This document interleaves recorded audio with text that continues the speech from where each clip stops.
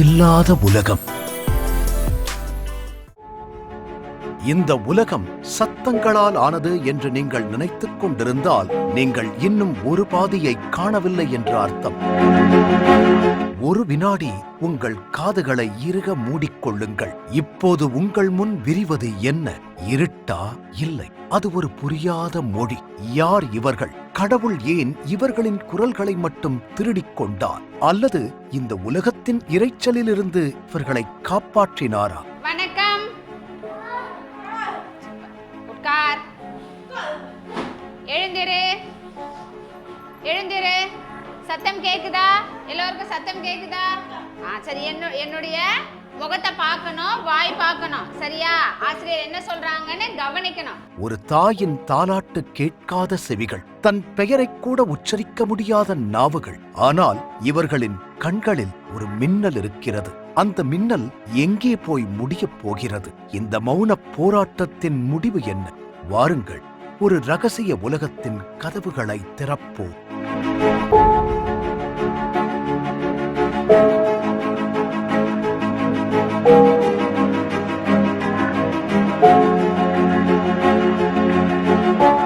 தமிழ்நாட்டின் ஒரு சகாப்தம்.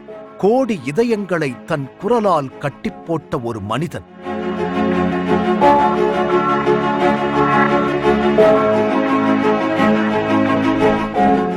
அவர் வாழ்ந்த அந்த ராமாவரம் தோட்டம்.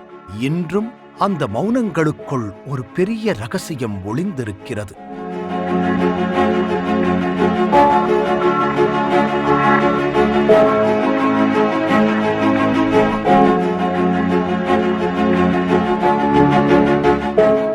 அவர் ஏன் தன் சொத்துக்களை இவர்களுக்காக எழுதி வைத்தார்? அந்த உயிலின் ஒவ்வொரு வார்த்தையிலும் ஒரு கண்ணீர் துளி இருக்கிறது.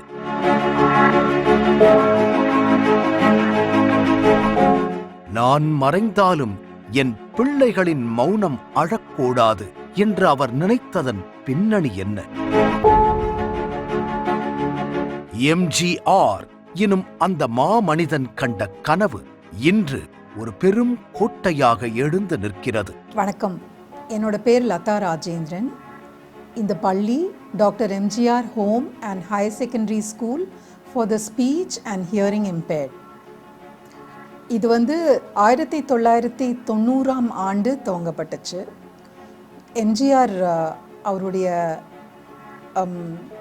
அவர் பட்ட கஷ்டம் மற்றவங்க படக்கூடாதுங்கிறதுக்காக அவர் ஸ்ட்ரோக்கால் பாதிக்கப்பட்டு அவருடைய பேச்சு பாதிக்கப்பட்டிருந்துச்சு. ஆனால் அவர் சீஃப் மினிஸ்டராக இருந்தார். அவர் நினைக்கிறத மற்றவங்களுக்கு சொல்கிறதுக்கு ஏற்படும் தொந்தரவு, அதனால் பட்ட கஷ்டம் மற்றவங்க படக்கூடாதுங்கிறதுக்காக அவரோட உயிரில் பேச்சு மற்றும் காது கேளாதோருக்கான ஒரு ரீஹாபிலிட்டேஷன் சென்டர் அவரோட வீட்டில் துவங்கணும் அப்படின்னு சொல்லி உயிரில் எழுதி வச்சுருந்தார். அதை நிறைவேற்றத்துக்காக இந்த பள்ளி 1990ஆம் ஆண்டு அவரோட பிறந்த நாள் அன்னைக்கு துவங்கப்பட்டது. அந்த கோட்டைக்குள் நடப்பது என்ன? அங்குதான் ஆயிரக்கணக்கான மௌன கனவுகள் சிறகடிக்க காத்திருக்கின்றன. அந்த சிறகுகள் பறக்குமா அல்லது மௌனத்திலேயே முடங்கி போகுமா? காது கேட்காம குழந்தைங்க பிறந்தாங்கன்னா அவங்களுக்கு அவங்களுடைய மொழி அறிவு தானே, நமக்கெல்லாம் எப்படி நம்ம ஒரு மொழியை நம்ம சுற்றி இருக்கிறவங்க பேசுகிற மொழி நமக்கு வருதோ அந்த மாதிரி இந்த குழந்தைக்கு காது கேட்கலன்னா சுற்றி இருக்கிறவங்க பேசுகிறதெல்லாம் அது கேட்காததுனால மொழி தானே வளராது. ஸோ அதுக்கு ஸ்பெஷல் அதாவது ஹியரிங் எய்டு, அந்த செவித்திறனை சரிப்படுத்தி அதுக்கப்புறம் அதுக்கான பயிற்சி கொடுத்து தான் அவங்களுடைய மொழியை வளர்க்குறோம்.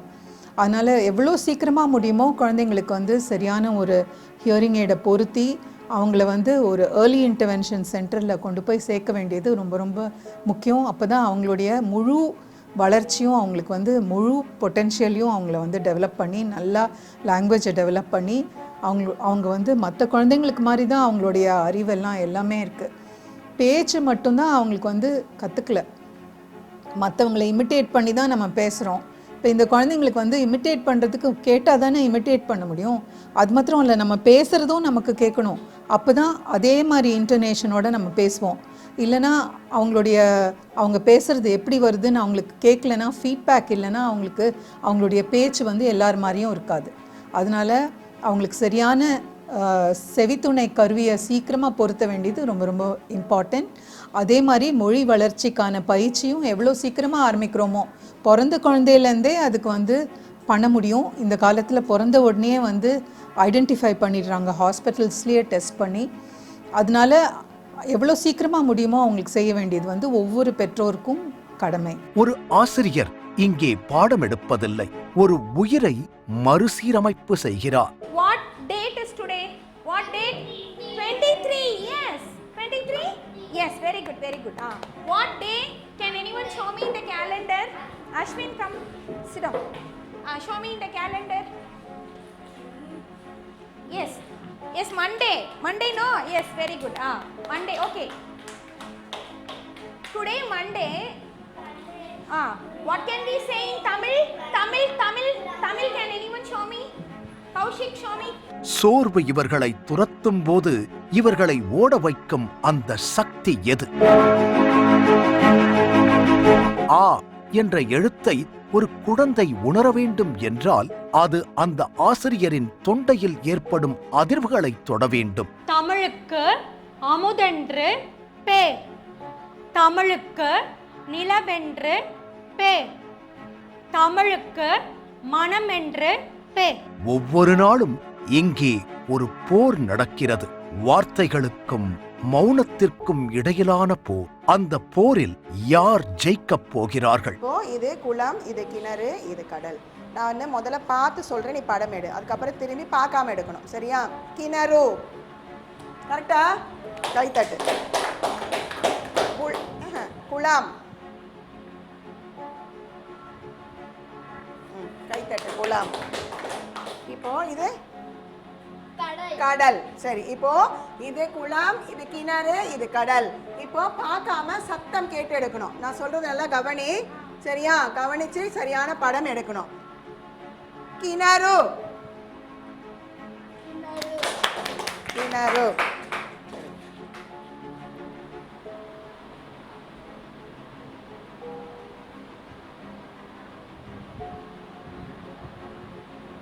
சத்தம் கேட்டுச்சா?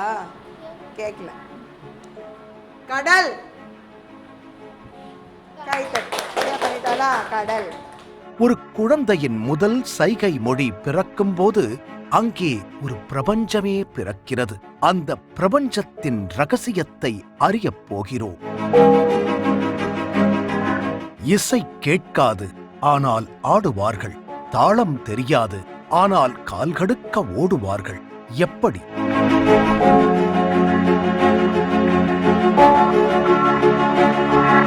கம்ப்யூட்டர் லேபில் அவர்கள் தட்டும் ஒவ்வொரு கீயும் இந்த உலகத்திற்கு அவர்கள் சொல்லும் சவால்.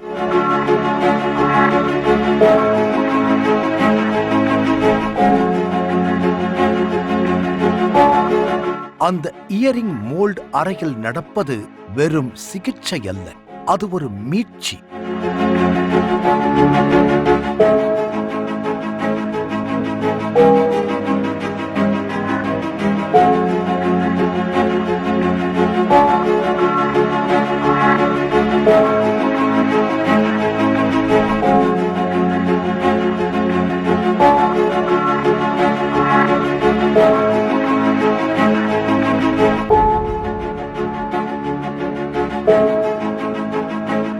எங்களோடது எம்ஜிஆர் ஜானகி காலேஜ் இருக்குது.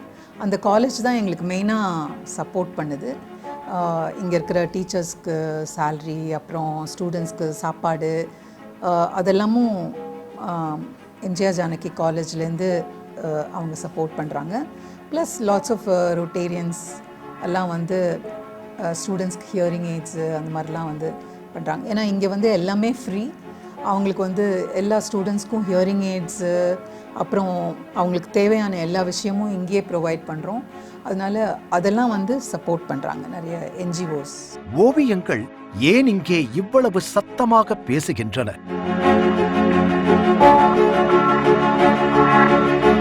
அந்த வண்ணங்கள் எதை மறைக்கின்றன?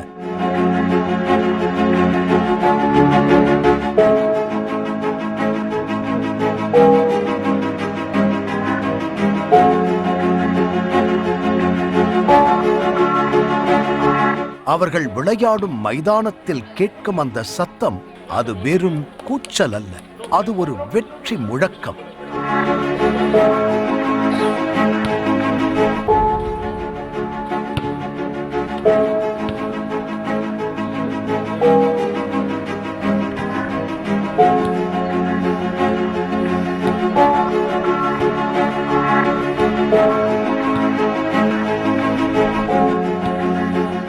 யார் சொன்னது அவர்கள் ஊனமுற்றவர்கள் என்று? உங்கள் கண்களை திறந்து பாருங்கள், அங்கே ஒரு விஸ்வரூபம் தெரிகிறது. என் பிள்ளை எப்போது என்னை பெயர் சொல்லி அழைப்பான்? இந்த ஒரு கேள்வியிலேயே பல வருடங்களை கடந்துவிட்ட பெற்றோர்கள். அவர்களின் கண்ணீருக்கு விடை எங்கே இருக்கிறது? சின்ன பையனுக்கு வந்து பிறந்ததுலேருந்து உடம்புல ரொம்ப பிரச்சனை இருந்தது. வந்து காது கேட்கல, குடல் பிரச்சனை, அந்த மாதிரி நிறையா ஹெல்த் இஷ்யூஸ் வந்து அவனுக்கு அதிகமாகவே இருந்தது. 2.5 வயசில் தான் நாங்கள் ஃபஸ்ட்டு வந்து கண்டுபிடிச்சோம் கணேஷ்க்கு இது மாதிரி காது கேட்காது அப்படின்ட்டு. கேட்ட உடனே ரொம்ப ஷாக்கிங்காக இருந்தது. எப்படி ட்ரீட்மெண்ட் பண்ணி, அதுவும் இந்த மாதிரி உலகத்தில் எப்படி காது கேட்காம குழந்தை சர்வே பண்ணுவானோ அப்படின்னு ரொம்ப பயந்துட்டு இருந்தோம். அப்புறம் செக் பண்ணி காக்லியர் இம்ப்ளான்ட்ற ஆப்ரேஷன்லாம் பண்ணலான்னு சொல்லி ட்ரை பண்ணோம். ஆனால் அதுக்கு வந்து ஆப்ஷன் அவனுக்கு இல்லைன்றதுனால இப்போ நார்மலாக ஒரு டிஜிட்டல் மிஷின் மட்டும் மாட்டி படிக்க வச்சுட்ருக்கோம். ஃபஸ்ட் டைம் நானாக தான் தேடி தான் இந்த ஸ்கூலுக்கு வந்தேன். இப்போ பக்கத்தில் இருக்கிறது இந்த ஸ்கூலு தான் அப்படின்ட்டு பார்த்து தான் வந்தோம். வரும்போது வந்து அவன் ஒன்றுமே தெரியாமல் ரொம்ப அவனோட நார்மல் லைஃபே ரொம்ப கஷ்டமாக இருந்தது. இங்கே வந்ததுக்கப்புறம் ஒரு 2-3 வருஷமாக ஒரே கிளாஸில் தான் இருக்கோம். இருந்தால் கூட அவனோட இம்ப்ரூவ்மெண்ட் வந்து மெதுவாக ஸ்லோ லேர்னர் மாதிரி அவன் ரொம்ப ஈஸியாக வந்து அவனால் கற்றுக்க முடியாது, கஷ்டப்பட்டு தான் கற்றுக்க முடியும்.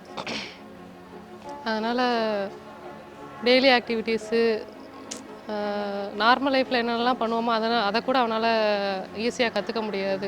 அதாவது என்னை பாருடா அப்படின்னா ஃபேஸ் டு ஃபேஸ் கூட பார்க்க மாட்டான், ஒரு பென்சில் கூட பிடிக்க தெரியாது, நோட்டு எதுவுமே எழுத மாட்டான், செய்ய மாட்டான்.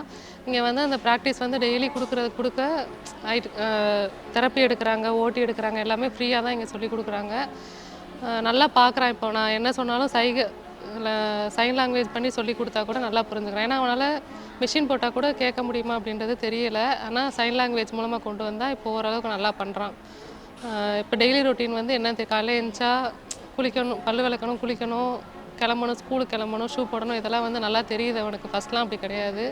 இப்போ பென்சில் நல்லா பிடிக்கிறான், ABCD 1 2 3 எல்லாமே மெதுவாக சொல்லி கொடுத்து இப்போ ஓரளவுக்கு ஓகே, நல்லாவே 3 வருஷமாக நல்லா சொல்லி கொடுத்து நல்லா கொண்டு வந்தாச்சு.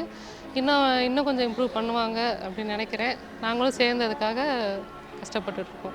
ராமாபுரம் தோட்டத்தின் இந்த கதவுகள் திறக்கும் போது அவர்களின் நம்பிக்கையும் திறக்கிறது.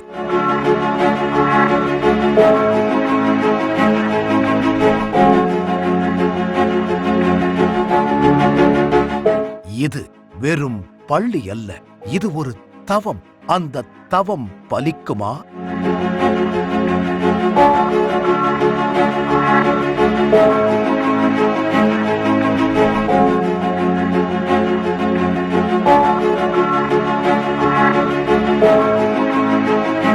பசங்களுக்கு வந்து இப்போது இங்கே இருக்கிற ஸ்டேட் சிலபஸ் ஃபாலோ பண்ணுறோம்.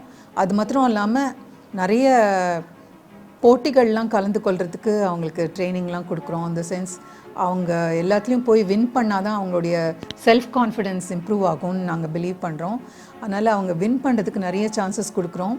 அது மாத்திரம் இல்லாமல் இங்கே வந்து மற்ற ஸ்கில்ஸையும் டெவலப் பண்ணுறதுக்கு கம்ப்யூட்டர் சயின்ஸ் ஸ்கில்ஸு, அப்புறம் ஃபில்ம் டெவலப்மெண்ட் கார்ப்பரேஷன்லேருந்து வந்து அவங்களுக்கு வந்து மல்டிமீடியாலேருந்து அந்த ஸ்கில்லாம் எங்கள் ஸ்டூடெண்ட்ஸ்க்கு ட்ரெயின் பண்ணி இந்த கவர்மெண்ட் சர்டிஃபிகேட்டும் கொடுத்தாங்க. நிறைய 2-3 வாட்டி கொடுத்துருக்காங்க. அப்புறம் எங்களோட ஸ்கூலில் வந்து பேக்கிங் சொல்லித்தரோம்.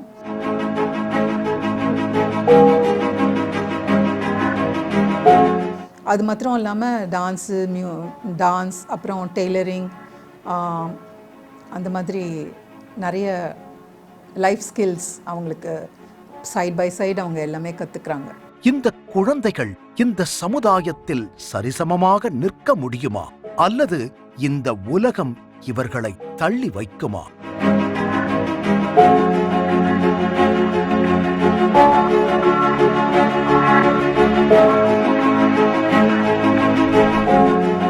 இங்கே வந்து ஏர்லி இன்டர்வென்ஷன்லேருந்து, அதாவது பிறந்த குழந்தையிலேருந்து எப்போ கண்டுபிடிக்கிறாங்களோ அப்போவே இந்த குழந்தைய வந்து சேர்த்துடலாம். அதுக்கான சிறப்பு பயிற்சி பெற்ற ஆசிரியர்கள் பயிற்றுவிப்பாங்க. அவங்களுக்கு மொழி அழிவு வளர்க்கறதுக்கும், அவங்களுடைய கேள்வித்திறனை, எஞ்சியுள்ள கேள்வித்திறனை பயன்படுத்துறதுக்கும், அவங்களுக்கு வந்து லாங்குவேஜ் டெவலப் பண்ணுறதுக்கும் அவங்க வந்து பயிற்சி அளித்து, எல்லா குழந்தைங்க மாதிரியும் அவங்களுடைய மொழி அறிவை வளர்த்து, அவங்க முதல் வகுப்பு வரும்போது அவங்க வந்து நார்மல் சிலபஸ், எல்லா ஸ்டூடெண்ட்ஸும் ஸ்டேட் சிலபஸ், ஸ்டேட் போர்ட், சிபிஎஸ்சிலாம் இருக்கு இல்லையா, அந்த மாதிரி இந்த ஸ்கூலில் வந்து ஸ்டேட் போர்ட் சிலபஸை ஃபாலோ பண்ணுறோம். நார்மல் ஃபஸ்ட் ஸ்டாண்டர்டில் சிலபஸை தான் வந்து ஃபஸ்ட் ஸ்டாண்டர்ட் ஸ்டூடெண்ட்ஸ் படிப்பாங்க. அந்த மாதிரி அவங்களுக்கு மற்ற பசங்களுக்கு தெரிஞ்ச மொழியை விட அதிகமாகவே அவங்களுக்கு பயிற்சி கொடுத்ததுனால அவங்களுக்கு வந்து அவங்களோட லாங்குவேஜ் நல்லா டெவலப் ஆகிருக்கும். அது வந்து மெட்டர்னல் ரிஃப்ளெக்டிவ் மெத்தடுன்னு உரையாடல் மூலியமாக அவங்களுக்கு வந்து சொல்லிக் கொடுப்போம். இல்லைன்னு சொல்லிக் கொடுக்க மாட்டோம். முதல்ல அவங்க வந்து என்ன பேச நினைக்கிறாங்களோ, ஏன்னா அவங்களுக்கு மொழி அறிவு கம்மியாக இருக்கிறதுனால அவங்கள இன்ட்ரடியூஸ் பண்ணணும் இல்லையா லாங்குவேஜ்க்கு. அதுக்காக அவங்க என்ன சொல்ல வராங்களோ அதுக்கான வரி வடிவம் கொடுத்து போர்டில் எழுதி போட்டு அவங்க வந்து வாசித்தல் மூலியமாக தான் அவங்களுடைய லாங்குவேஜை டெவலப் பண்ணிக்கிறாங்க. நாங்கள் நிறைய வந்து கேள்வித்திறனை பயன்படுத்துகிற இடத்துல அவங்களுடைய விஷுவல் சென்ஸு, அப்புறம் டாக்டைல் சென்ஸு, அப்புறம் ஸ்மெல், அந்த மாதிரி எல்லா சென்சஸையும் பயன்படுத்தி அவங்களுக்கு வந்து சொல்லித்தரோம். இதோ விடை கிடைத்து விட்டது. அவர்கள் பேசத் தேவையில்லை, அவர்களின் சாதனைகள் பேசும்.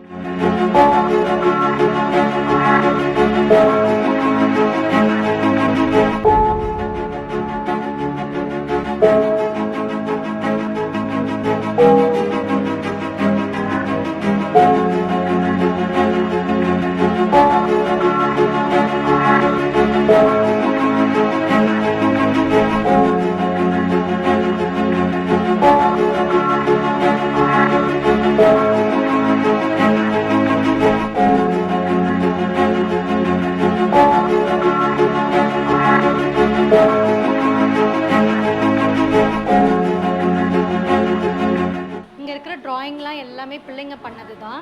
ஒவ்வொருத்தருக்கும் ஒவ்வொரு கான்செப்ட் சொல்லிடுவாங்க. ஸோ இப்போது இது வந்து 3ஆம் வகுப்பு 3rd ஸ்டாண்டர்ட் குழந்தை வரைஞ்சிருக்குது. அவங்களுக்கு ஃப்ரூட்ஸு, வெஜிடபிள்ஸ் சம்மந்தமாக கொடுத்தது. இது வந்து இயற்கை, எப்படி நம்ம வாட்டரை சேவ் பண்ணணும் அப்படிங்கிறத கான்செப்டில் பண்ணியிருக்கிறாங்க. இப்படி ஒவ்வொன்றா பண்ணும்போது எங்களுக்கு கிளாஸில் வந்து ஒரு லைட் ஹவுஸ்ன்னு சொல்லிட்டு ஒரு பாடம் வரும்.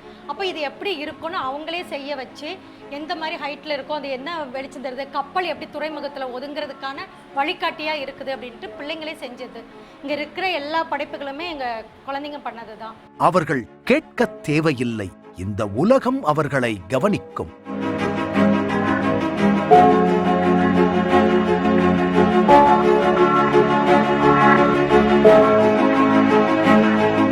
இந்த பள்ளி பல பெற்றோருக்கு நம்பிக்கையின் கதவு. நீலவானில் நீந்தி மகிழலாம். Very good. காது கேளாதவர்கள், குறைபாடு உள்ளவர்கள் இல்லை, அவர்கள் வேறு விதமாக கூடியவர்கள்.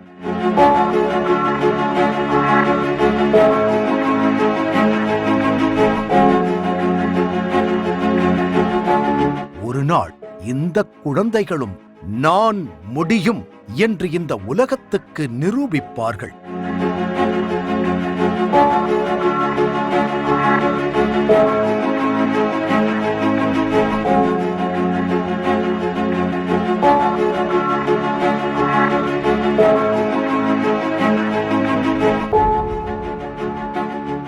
ஒளி இல்லாத உலகம் இருட்டல்ல, அது நாம் இன்னும் பார்க்காத ஒரு பேரொளி.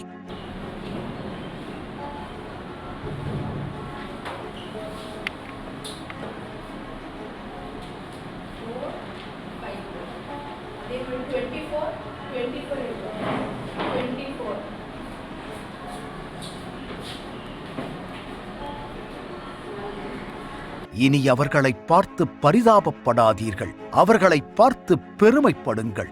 ஏனென்றால் நீங்கள் சத்தமில்லாமல் பார்த்து கொண்டிருக்கும் இந்த திரைக்கதை அவர்களின் நிஜமான வாழ்க்கை புரட்சி. நிலா பாரு நீலவானிலே. சொல்லு, நிலா பாரு நீலவானிலே. நிலா பெருசா இருக்குமா? நிலா பெருசா இருக்கும், அப்புறம் என்ன ஆகும்? சின்னதா இருக்கும். அதுக்கு நீ வருத்தப்படுவியா? இல்ல எனக்கு கஷ்டம் சொல்வியா? இல்ல வருத்தம் ஏதும் இல்லையே, ஜாலியா தானே இருப்ப, விளையாடுவல, ஜாலியா இருப்ப. வருத்தம் ஏதும் இல்லையே. எம்ஜிஆர் அன்று போட்ட அந்த புள்ளி இன்று ஒரு மகா காவியமாகி நிற்கிறது.